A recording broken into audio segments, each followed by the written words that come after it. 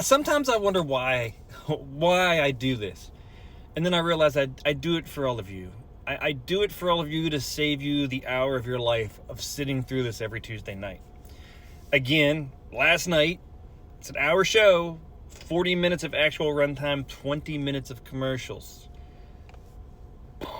If you're going to watch it, just wait till the following day. Go to the History Channel. You can fast forward through the commercials. Don't do Hulu because you can still get stuck watching the commercials on Hulu. So at least on the History Channel, you can just fast forward through. But anyhow, I do these recaps to save you an hour. Let's go ahead and see what happened. Let's start at the Money Pit. The Money Pit. So the Money Pit is where the treasure is at, right? Right. Well, the last 2 seasons, now we have the Solution Channel. The Solution Channel. Right here, Solution Channel. Now, this thing didn't exist prior to 2023, and all of a sudden, it is the answer to all of the riddles on Oak Island. Everything that is anything has fallen into the Solution Channel at this point, right? 2 years ago, 3 years ago, we had the egg and the golden egg. The Laguna team did some water samples. They found gold and silver and platinum and samples of the moon and probably Uranus down in there. They found all these samples in there, and they said, there's got to be treasure down here. It's got to be here. Now, time out. In this part of Canada, the eastern side of Canada, there was a gold rush. There was a very large gold rush. And it is normal and natural for the water samples to have gold in them. And it's just no surprise, right? It's no shock. But the Laguna team wants us to feel like there's no reason for these gold samples to be in this water. There's a very, very reasonable reason. And it's there was a gold rush on the eastern side of Canada. There's gold in the water. Anyhow, in the Money Pit area, all right?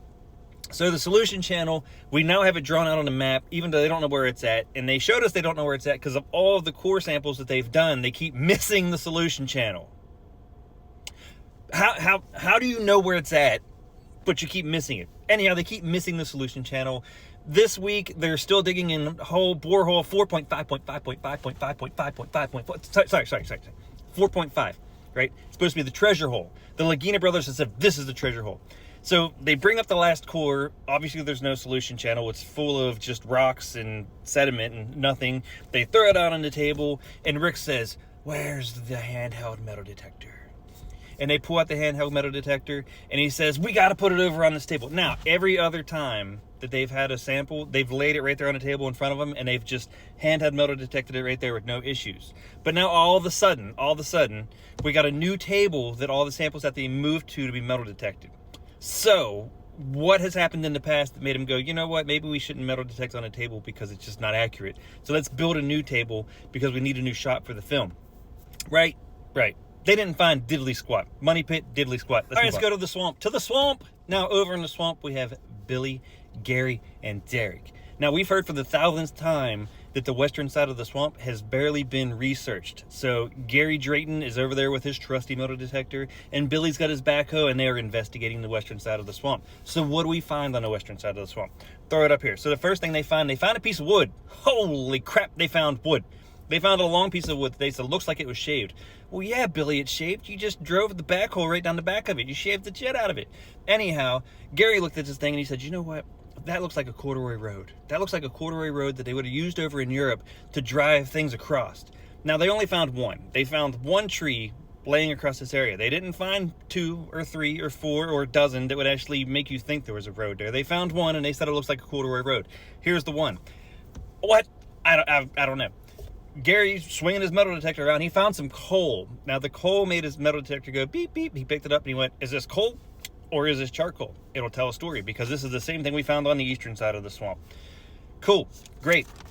And they also found a metal buckle right here. At least they said it was a buckle, and then they transitioned into maybe it is the latch off of a treasure chest. Maybe it's the latch off of a treasure chest that holds treasure that was buried on Oak Island. Now, if you found the latch in the swamp, the treasure's no longer buried, right? Right. So if you want us to think that the treasure chest is still buried and you just happen to find the latch, we're not that dumb. We might be. We keep watching the show. It's possible, right? Anyhow, swamp, corduroy road, one tree. Coal, charcoal, no idea. And a buckle, a piece of metal, iron, lead. I don't even care at this point. They found something in the swamp and they want us to believe it's something that it's not. Let's get out of here. All right, let's get back to the hand cannon. So the hand cannon was found last week. Here it is. Hand cannon. Now, the Laguna team wants us to believe that this is a hand cannon. It has a hole in one end, and it's got a little hole in the other end that allows you to ignite it, and it shoots something out the other end. Now, I did some research on hand cannons. Hand cannons of this time frame were no shorter than 8 inches. This little piece looks like it's about 3 inches, which means we're missing a 5-inch barrel, which means it had to be pretty thin at the end of that 5-inch barrel, which would make it relatively fragile. So do I believe this is a hand cannon? I don't. Prove me wrong. I don't feel like this is a hand cannon. Everything, it could be a handle of something. It's hard to say what this is, but I don't think this is a hand cannon. But anyhow, they go to Malta Matthews. Remember Matthew, a couple seasons ago, 2023, they took the little pickaxe to Malta and they showed it to Matthew, and Matthew went, that's a pickaxe. We used those back here in the history times. And the Lagunas went, oh my God, Malta had pickaxes. This pickaxe had to come from Malta. That was never said. That Matt just said, yeah, it's a pickaxe, and we used pickaxes. Big whoop. Anyhow, Matt said, yep, that looks like a hand cannon, and stamp, we're done with that one. They say it's a hand cannon, I say it's not. What do you say? Let's move on. And lot 5, in the new and unusual round circle of stones, with one sticking up in the air like this. And then the team looked around and went, it looks like it was man-made. Let's go ahead and dig around it. And they all bring out their little trowels and everything, and they look like the archaeologists. And then all of a sudden they say, let's go get the backhoe. Now, doesn't the backhoe offset using the little hand trowels? Anyhow, they get done using the hand trowels. They bring the backhoe over. They lift a rock out of there to go, okay, we need to go back to the hand trowels, right? And then they look at the rock and they go, it looks like it was placed there by a man.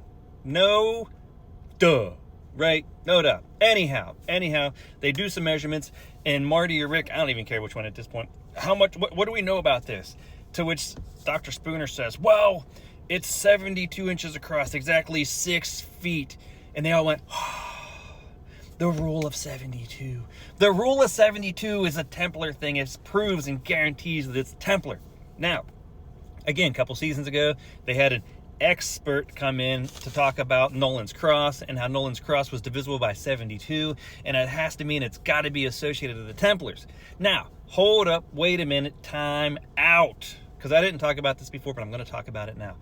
Does the rule of 72 even associate with the Templars? Historically, it does not. There is nothing in historical records that associate 72 with Templars. There is nothing in historical records that associate the visibility by 72 with Templars. Yes, the initial Templar law had 72 in it. However, the rule is 686 because that 72 quickly grew to 686 rules. So the rule of 72 can be thrown out the window when it comes down to the Templars because there is no historical context that attaches 72 to the Templars. That is all modern day treasure hunting myth created, devised to try to make it sound like 72 divisible by 72 is a Templar just luck, and it's not.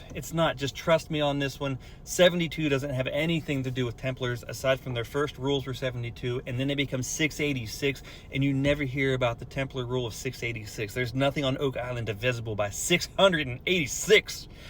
I mean, all of us viewers may be divisible by 686, which means we might all come from the Templars. I'm out. Come back real quick. I forgot to show you Sad Rick. So Sad Rick had a bad day and decided to go out and sit on a gravel pile. And Marty found him, and Marty was like, I better go talk to Rick. Now, this was a kind of conversation you would think would be kind of a private conversation, but lo and behold, there's a cameraman and the drone. So this was a well-filmed, sad situation where, Rick was just kind of reaping the woes, and Marty come down to pat him on the back and say, let's look at the future. It kind of gave me feelings that this might be the last season and we can only hope. No, I don't want to hope. I need like 40 more seasons because I love doing these recaps. Now I'm out of here.